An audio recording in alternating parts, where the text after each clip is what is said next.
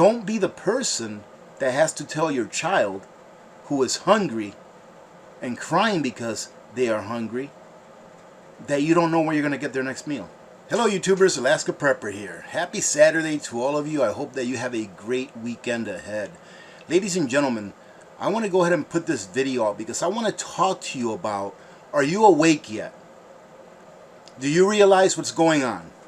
As far as food, as far as the stuff that you use on an everyday basis, potentially not being available to you for a very long time.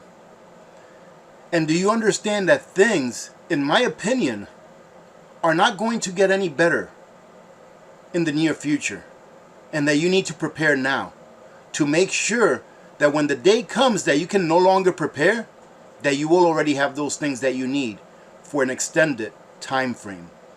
Now please leave in the comments, for those of you that think that things are getting better and that things are going to get better, please leave in the comments. I would love to read and see what is it that's getting better, and or how will it get better. I mentioned before that here, at least in the United States, and throughout humanity as well, but just looking back in history in the United States, here in the US, we put several people on the moon. We've sent rovers to asteroids. We actually sent rovers that actually got on asteroids, right? To see if we can mine some of their metals or whatever, right? And they came back with samples of that asteroid. We sent a satellite out into space decades ago that has now breached the solar system, meaning that it has now gone beyond our solar system. We've sent rovers to Mars. We, on a continuous basis, send satellites to orbit the Earth, but we can't fix a shipping problem. Ladies and gentlemen, if the powers that be wanted things to get better, it would already be better. In my opinion, they don't. Why? Because, ladies and gentlemen, we're going into a time frame where shortage is going to be a part of life, and they need something to blame it on. Why? Because when the people get hungry, governments fall. And governments cannot print food. They may be able to print all the money in the world and keep dishing out what people think is money, but they cannot print goods. How good has the government been able to print microchips with the microchip shortage we've got going on? They printed trillions of dollars in the last couple of years. But do we still have a microchip shortage? They printed trillions of dollars in the last couple of years, ladies and gentlemen. But do we still have container ships stuck outside of our ports, either be it in the East Coast, in the Gulf, in the West Coast, or even here in Alaska? So ladies and gentlemen, if you're not preparing, and if you're not actively working to get those things that you're going to need in the future, you will end up missing out on those things that you could have gotten today, here in a few months, a year, however long it may be, when they are no longer available. You have to understand something, ladies and gentlemen. And yes, I'm going to get to this article here in a minute. And we'll talk about this during tomorrow's live stream, okay? During tomorrow's live stream, Sunday, it'll be at 12 noon Alaska time, 4 p.m. Eastern time. But what you have to understand is that energy can only be transferred from one thing to the other. And when the government prints money, they're not creating anything. All they're doing is stealing energy from your and my labor. However, no matter how much energy they steal, they cannot make that energy that they steal from you into real stuff. So it doesn't matter how much the government takes from you. It doesn't matter how much the government prints out of thin air. It doesn't matter how much money the government puts out into the system as far as how many goods we're going to be able to have to purchase in order to sustain the standard of living that we are used to living today. The government cannot produce anything. And if they haven't fixed this problem yet, or the problems that we have had with our supply system here in the last year and a half or so, what makes you think that they're going to fix it? And if they haven't fixed this problem with this health crisis that we've got going on, so they say, then what makes you think that they're going to fix it? When in turn, this health crisis gives government the cover to enforce even more draconian rules on you and me, the public, keeping us under their control as much as they can. So ladies and gentlemen, I implore you not to go out and prep, but to do a little bit of research on your own so that you can open your own eyes and see for yourselves that although I may look like a crazy guy who hasn't even brushed his hair today, I just got out of bed, that maybe what I'm saying is something that you ought to go take a look at for yourselves so that you can convince yourself to stock up on those things that you're going to need in the future. I've always said that your preps is your liberty. Being prepared is your way of telling the government, I'm not going to put up with your nonsense because I have the things that I need to survive for 1, 2, 3, 6, 12 months, 2 years, whatever it may be, whatever you feel like prepping for. You want to prep for the next 20 years? Go ahead. If you have the means by which to do so, go ahead. But it is your way of keeping your own sovereignty intact and not having to give away your free will to someone that has a piece of bread because your children are hungry. All right, let's go ahead and read this article really quick. It says here, this is like nothing I've experienced or seen before. Supermarkets alter layouts and use decoys to fill gaps left by shortages. Now, ladies and gentlemen, I've heard people say that where they live, there's no shortages. For example, here where I live in Alaska, there's really no shortages. You can tell that a few things are short here and there. However, and then again, I'm talking from a preparedness-minded perspective. I have everything I need. So if I see a shortage of something in the store, I already have it, and all I have to do is wait till it comes back so that I can fill in my gaps. So I'm not talking from a perspective of someone that does not prepare. But what I see right now is that there are some shortages of some things, but you can get by without them if you have, a month or a 2-month supply of those things. You can get by. While chaos reigns in supply chains, grocery stores are trying to present an appealing and seemingly organized front for customers. To do so, some are turning to age-old tricks of the trade and developing new ones to cover up gaps on the shelves. Why do I think this article here is important? Because if you're one of those people that haven't come across my channel yet and you're not aware to the things that stores do in order to fill in their own gaps, even though they're not really filling in the gaps, making things look full, maybe you can learn to look for those things, and then you can recognize that maybe there is a problem and that maybe you should get prepared. This includes moving products to unlikely places in stores. Shoppers in the UK said they have spotted bulky crates of beer piled into aisles reserved for prepackaged meals and boxes of chocolate. They say here, we've been impacted by some patchy disruptions in our deliveries. Our teams are always trying to make sure our stores look as attractive as possible, and sometimes managers come up with creative ways of making sure that the shelves are full.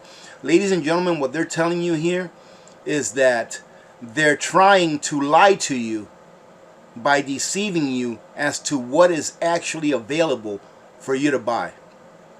Does anyone here think that people in Venezuela or Argentina or Lebanon or any of these countries that are having food shortages right now, does anyone here think that they care?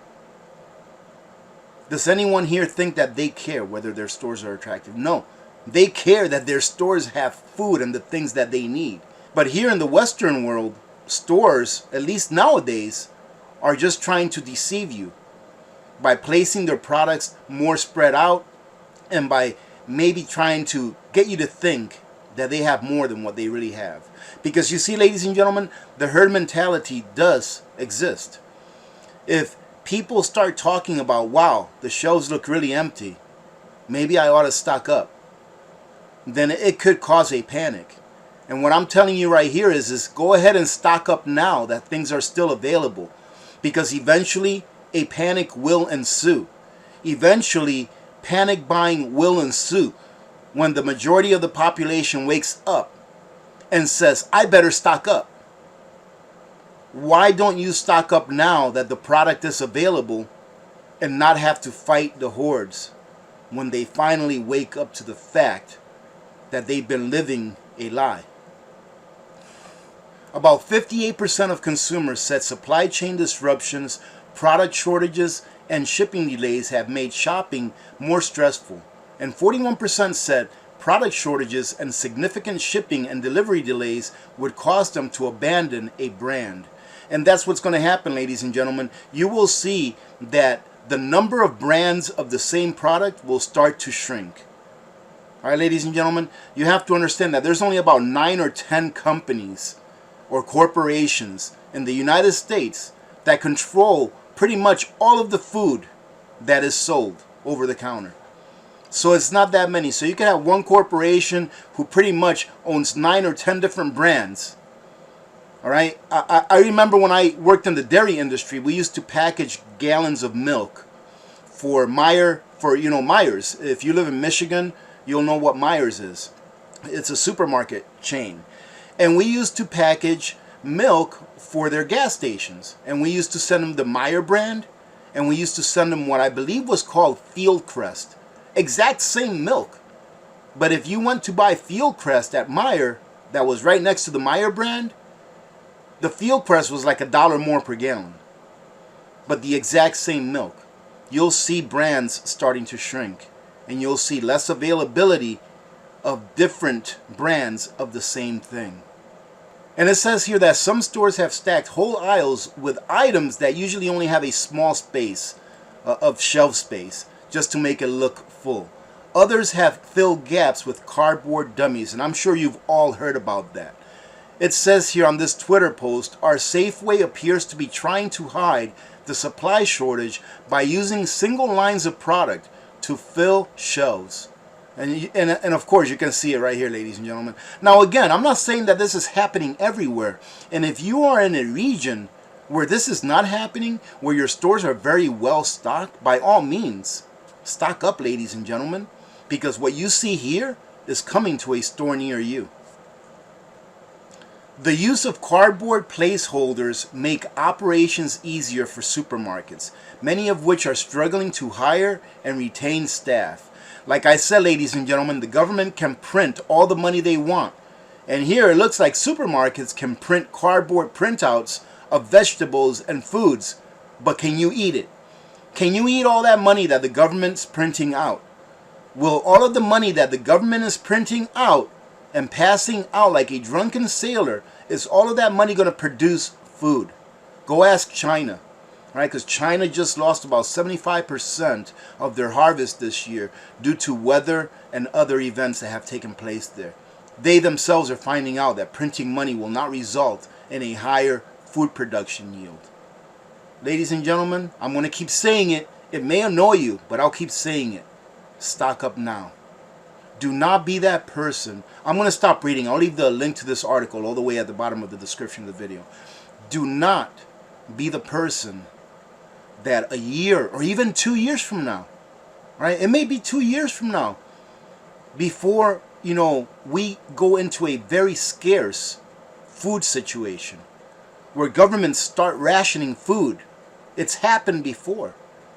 Don't be the person that has to tell your child who is hungry and crying because they are hungry that you don't know where you're going to get their next meal. Because if you are that person, or if you end up being that person, you don't know what you would do to protect your family. And it may change who you are. So if I want to say it in a different way, if you want to preserve your humanity, forget about your sovereignty. Right? Because I believe that your sovereignty belongs to your family. If you're the head of your family. Right? When my child was born, when my first child was born, when Victor was born, my life no longer belonged to me. It belonged to my family. And in protecting them and providing for them. So if you want to be able to provide for your family in the future and protect their well-being, then just get some food insurance. Get some fuel insurance. Alright, ladies and gentlemen? It's not that hard. Just don't go to a movie for 1 or 2 months and save all that money up and get some food insurance. Having said that, let me go ahead and let this go. It's going on too long, me trying to tell you that you need to stock up. I'm not trying to scare you, ladies and gentlemen, but if you really think about it, it makes sense. Look at the last 2 years and look at what's going on right now.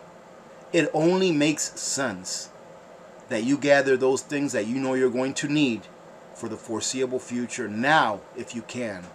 And if you can't go out and get it all right now, then slow and steady wins the race. Because a little bit is better than nothing. Having said that, again, tomorrow we'll have our live stream at 12 noon. Hope to see you there. And I will be giving something away. Tomorrow is Sunday. It's our giveaway day. For those of you that haven't visited this channel before, first of all, welcome. And every Sunday between now and the Sunday before Christmas, we're going to be doing a nice giveaway. And if you have not earmarked the 10th of December on your calendar, ladies and gentlemen, make sure that you join in during that live stream, because that is going to be the day when we do our December Bash Christmas giveaway. All right, ladies and gentlemen, it's going to be a lot of fun. Having said that, again, have a great weekend. Remember to be good to each other. When good people do good things happen. Remember to reach one, teach one, and repeat.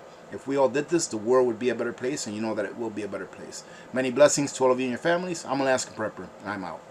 Ladies and gentlemen, Nutrient Survival currently has this awesome little bundle on sale all the way through the end of December. I talked to Eric, the CEO of Nutrient Survival, and he told me that if you order yours before the end of this month, Nutrient Survival will guarantee that they get to you before Christmas. This bundle includes 5 singles each of the Southwest Medley, Homestyle Scramble, Maple Almond Crunch, Hearty Cinnamon Oatmeal, vitamin eggs, and the nutrient-rich vitamin coffee that you always hear me talk about. And as you can see here, it also includes this retro tin bread box. And the price on this kit, ladies and gentlemen, after you use the AP10 code at checkout, is only about $141. So if you're looking to pick up some singles for yourselves, that way you don't have to open a number 10 can and you can store those for long term, or if you're going to give some as Christmas gifts or even as stocking stuffers, remember that if you order prior to the end of the month, you will receive yours prior to Christmas. And remember, ladies and gentlemen, this, in my opinion, is the very best long-term survival food storage there is. There's nothing out there with more nutrients that actually feed your body what it needs. So feed your freedom with Nutrient Survival.